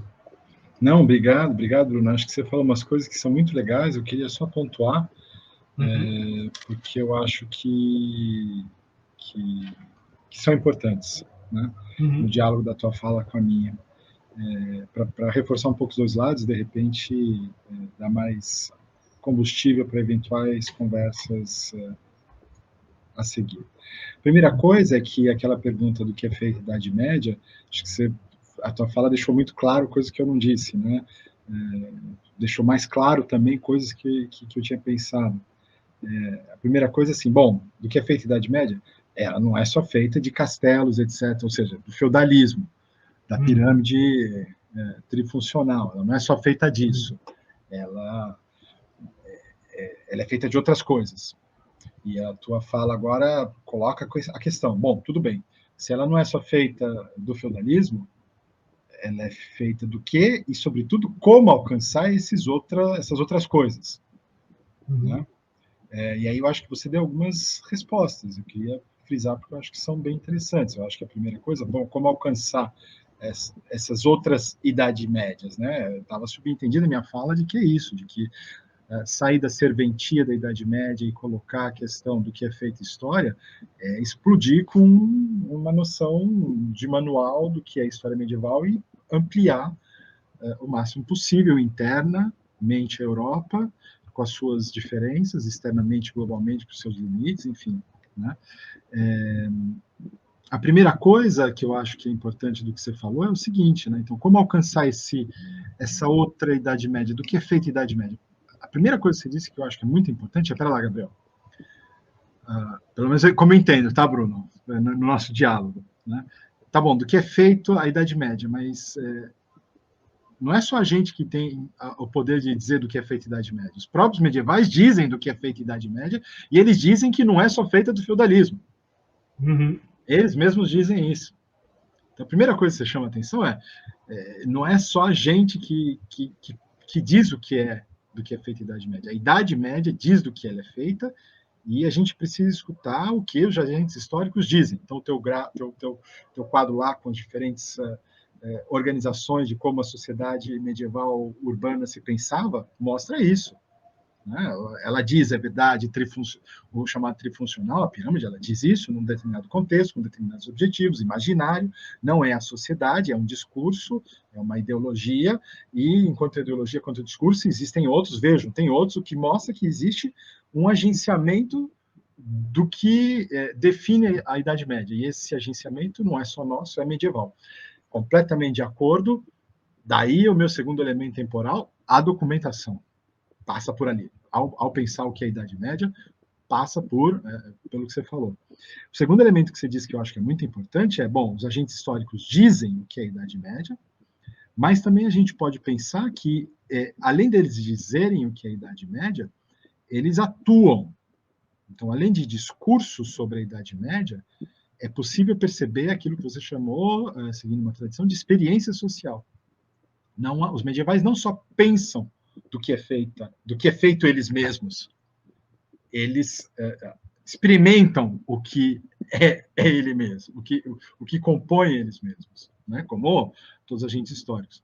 E você pontuou, né? Essa experiência é marcada do que eles são por conflitos e tensões, por diferenciação social, não uma homogeneização. Então, você indicou caminhos. E, por fim, você ponderou, mas tudo isso daí é mais para o campo da pesquisa, né? É a documentação, como chegar, como desdobrar essas outras idades médias. Mas como inserir esses temas no aprendizado? Aí eu acho que também dialoga fortemente com o que eu falei, né? Para continuar a conversa contigo, Bruno, e com quem isso ressoar alguma coisa. A minha resposta, né? Eu acho que você mostrou que como ensinar essa outra Idade Média, como ensinar o fato de que os medievais dizem o que eles são, de que eles atuam o que eles são, de que eles fazem o que eles são. A primeira coisa é ensinar como os atores históricos agem. Aí volta para aquilo que a gente discutiu de usar a documentação histórica. Então, não é à toa que você pegou, não eventualmente uma passagem de documento, mas termos medievais, da eclésia até as funções urbanas. Né? Mas é isso. Né? Então, como ensinar? A minha opinião é essa, ensinar com a documentação histórica, falando, olha, a Idade Média é feita por agentes históricos medievais que pensam a sua sociedade e que atuam na sua sociedade, olhem aqui os testemunhos. Primeira coisa é essa. Segunda coisa, você falou, bom, mas isso, de todo modo, vai ter algumas dificuldades, porque vai ser difícil alcançar algumas dessas vozes, algumas dessas experiências, alguma dessas leituras, algum desses discursos. Mas eu acho que você também já indicou, do meu ponto de vista, Bruno, resposta, e eu dialogaria com o que eu falei. Então, tudo bem, como lidar com isso em sala de aula, não é mais exclusivamente na pesquisa, somos professores medievalistas. Acho que a primeira coisa é dizer, da mesma maneira que você disse no começo, olha, a Idade Média é feita de mais do que as 3 ordens feudais, é dizer, olha, a gente pode não saber o que exatamente, no detalhe que eles pensaram e como eles agiam, mas a primeira coisa é saber que eles existem. Então, que existem comerciantes, que existem artesãos, que existem outros ofícios, por exemplo. Então, a primeira coisa a ensinar, eles existem. A gente pode não saber muito sobre eles, mas eles existem. Essa é a primeira coisa. Então, primeira etapa, o passado, eles existem. Está documentado. A gente não vai falar que existe alien andando pela Europa medieval, porque não tem documento que fale isso. A gente vai falar do que existe. Né? Então, a gente sabe que eles existem. A gente não sabe a dimensão, pode não saber exatamente o que, mas eles existem. Então, a primeira coisa é essa, dizer eles existem. Está aqui a documentação. Passado. Segunda coisa é o passado ou os passados presentes, né? É debater por que é difícil saber mais sobre eles. Porque, eventualmente, documentação foi destruída. Um exemplo que eu dou algumas vezes em sala de aula. Você sabe, existem, a partir ao longo do tempo, existe o uso de manuscrito musical com partituras medievais que foram usadas para encadernar outros documentos medievais. Ou seja, a música medieval, a arte medieval, foi sendo destruída para preservar uma memória jurídica das trocas de posse de terra, etc. e tal. Depois, a gente não sabe exatamente qual é a expressão artística medieval e fala que eles não tinham grande expressão artística. Não conhecem muita música. Uma parte foi destruída ao longo do tempo. Por que foi ao longo do tempo que foi destruído? Porque, por exemplo, na Revolução Francesa, os revolucionários tinham interesse em preservar a memória de propriedade de terras para redistribuir e, por outro lado, tinham interesse em destruir aquilo que ligasse a um domínio religioso exercido pela igreja. Entre eles, o seu testemunho da liturgia. A música medieval era, em muito aspecto, litúrgica. Então, por que a gente sabe pouco, eventualmente, não só dos artesãos, mas da arte musical medieval? Entre os fatores, porque ao longo do tempo, nos passados presentes, se optou mais por uma documentação do que por outra, na sua preservação. Mas se perguntar o porquê, também é importante. E a terceira dimensão que eu acho da tua resposta, que dialoga com o que eu falei, é se perguntar por que há pouco interesse hoje em conhecer essa experiência social, esses conflitos e tensões, porque há interesse em pensar uma Idade Média homogênea, harmoniosa, menos conflituosa interna, com menos agenciamentos sociais. Por que há interesse nisso? Volta para a questão dos usos do passado. Qual é o uso que foi feito, qual é o uso do feudalismo e por que não se usou o fato de saber que existiam grupos outros na Idade Média, que houve destruição de certos aspectos da memória documental, porque se quis se criar um certo tipo de narrativa medieval. Então, eu acho que você mesmo, do meu ponto de vista, deu as respostas do como trabalhar isso em sala de aula. Eu só estou apontando uma sistematização em relação com o que eu falei. Reconhecendo a existência da documentação e da experiência, reconhecendo que a gente sabe pouco, porque a conservação dessa memória foi oscilante por motivos históricos, e que ela é menorizada porque os usos da memória fizeram com que assim fosse na narrativa histórica. Ao trabalhar isso em sala, de novo, complexidades diferentes, de uma graduação em história à sala de aula. Mas direto, simplesmente anunciar e trazer, por exemplo, um documento falando, sim, eles existiam, existe mais do que o feudalismo, a gente vai ensinar o feudalismo porque isso é importante em função dos interesses atuais de ensino, mas saibam que existem outros testemunhos, saibam que existe pouco porque se memorizou pouco, e saibam que existem pouco porque foram feitos outros usos. A partir daí, eventualmente, pode-se fazer as outras atividades. Mas enunciar essa tríade, eu já acho que é um ganho importante. E você ofereceu isso para a gente a partir da tua reflexão. Eu queria frisar isso.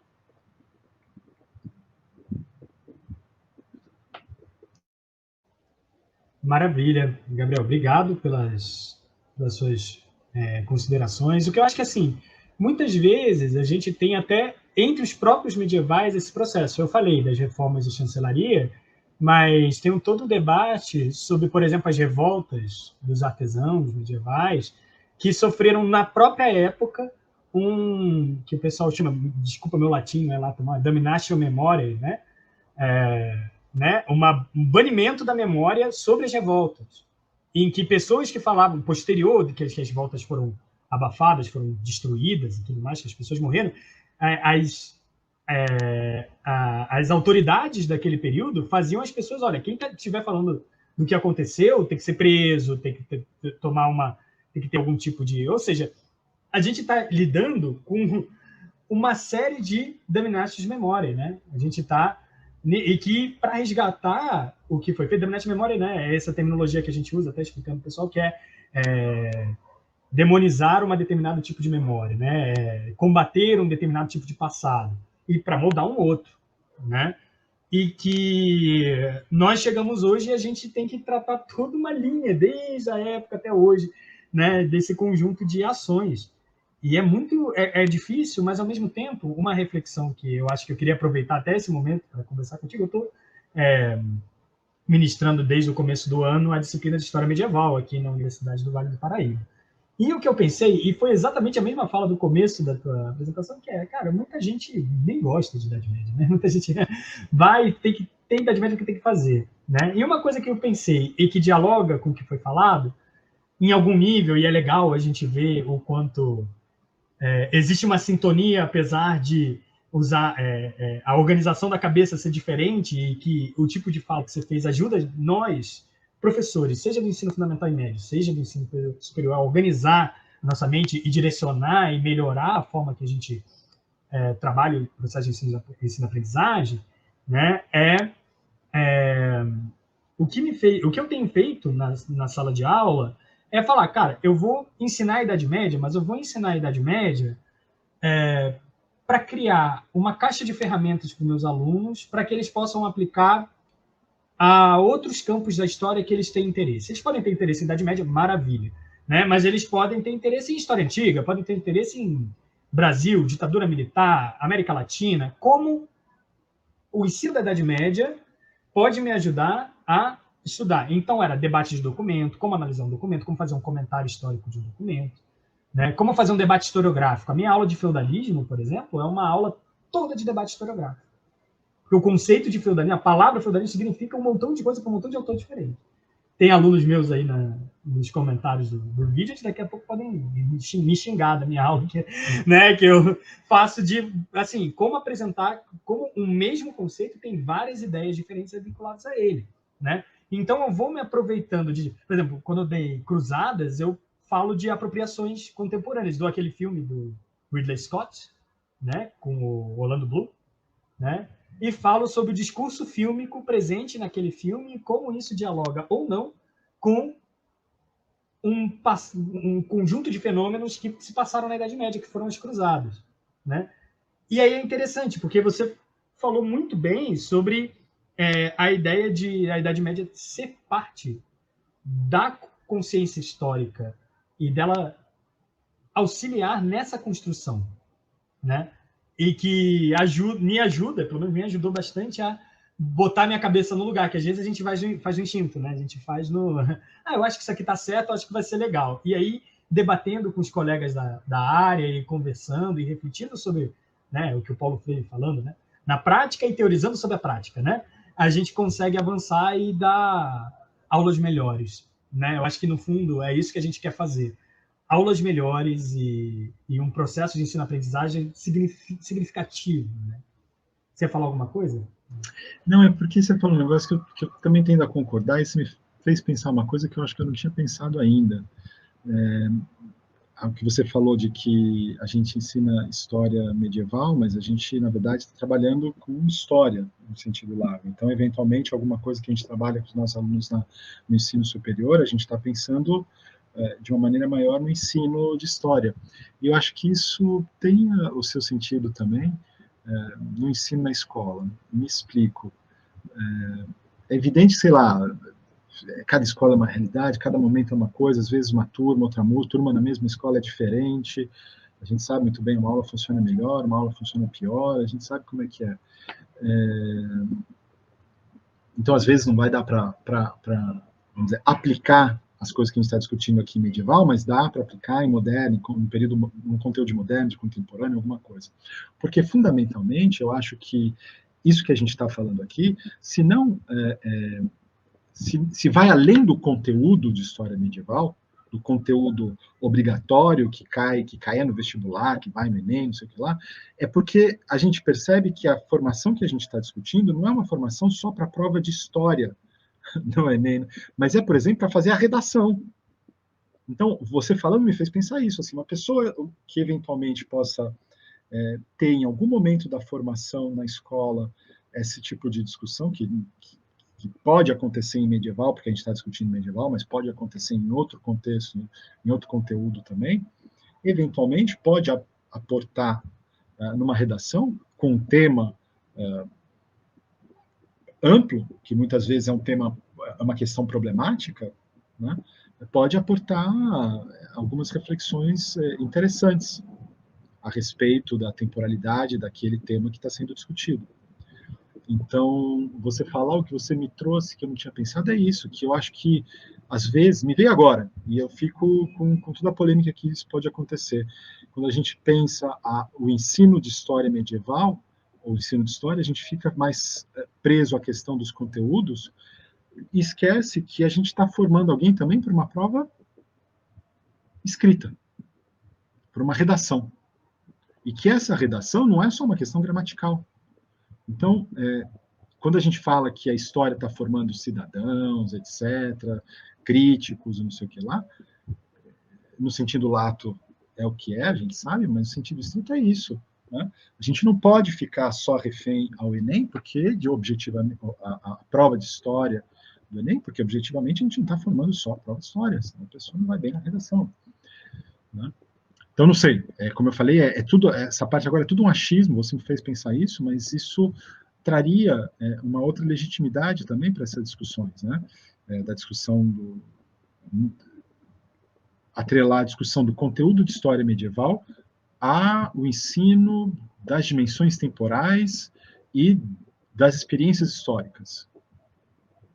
Para além da história medieval, não é só uma questão de medieval, é uma questão que pode fazer parte de outros contextos de exame nacional, por exemplo.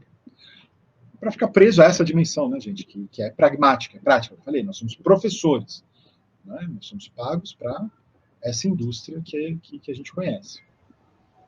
Sim, além disso, a gente está dentro das... nós não somos agentes independentes dentro do mundo, né? A gente tem cobranças, né? Os próprios alunos fazem, a comunidade escolar faz, a sociedade faz, o sistema político faz. Nós somos uma ponta de um processo complexo. Eu acho que nós devemos nos enxergar como um tal, né? Em que em alguns lugares a gente tem mais liberdade de cátedra, por exemplo, né? E que em outros nós temos que, assim, olha, estou dando aula nessa escola aqui e a coordenação decidiu que vai ser aula desse jeito, né? E vai ser isso, né? Legal. Eu acho que é isso. Acho que se a gente sabe que é difícil, muitas das discussões mais amplas encontrarem espaço no chão da escola, e de fato é verdade, né? Algumas discussões que eu coloquei aqui são difíceis de transpor. Por outro lado, a gente também sabe que nenhum professor quer ficar refém dos manuais didáticos. Com certeza. Quer sempre poder ir além o máximo possível. Então, eu acho que essas discussões que a gente faz, ainda que de difícil transposição direta para o chão da escola, vão nesse sentido também, de oferecer pontos de reflexão para aquilo que eu acho que é mais hegemônico, né?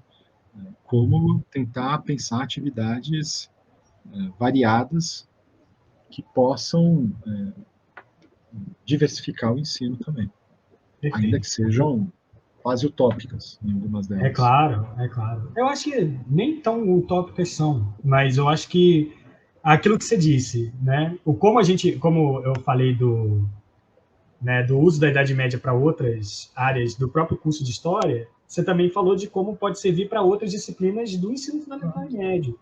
O pensar histórico, né? Pode servir para geografia, pode servir para letras, pode servir para matemática, né? A lógica histórica, reconhecer a passagem do tempo, saber se localizar, saber se, né? Eu acho que isso é fundamental e é parte do nosso trabalho. Professor, a gente já está com 1h54 aqui de live, o papo é muito bom, e se a gente se deixar, a gente vai, né? Se deixar, a gente vai direto. Eu queria te agradecer muito, você tem alguma consideração final para falar? Você tem alguma sugestão? Consideração não, só umas palavras finais de agradecimento a você, Bruno Guilherme, que está aí no backstage, a possibilidade de participar de uma atividade do Lefama, E como eu falei, dizer que um agradecimento não só a essa atividade, mas a todos que vocês fazem, manter essas atividades é algo importante e nem sempre as coisas mais evidentes para nós que não dominamos algumas tecnologias e temos que se aproximar delas. Agradecer você, a quem escutou, a quem vai escutar, e dizer isso, que eu acho que, ao mesmo tempo que algumas reflexões aqui podem ser difícil a aplicação ao chão da escola, espero que elas, pelo menos, possam motivar algumas reflexões e práticas que vão além do livro didático, porque eu acho que essa também não seria uma opção das mais ideais, vamos dizer assim, né?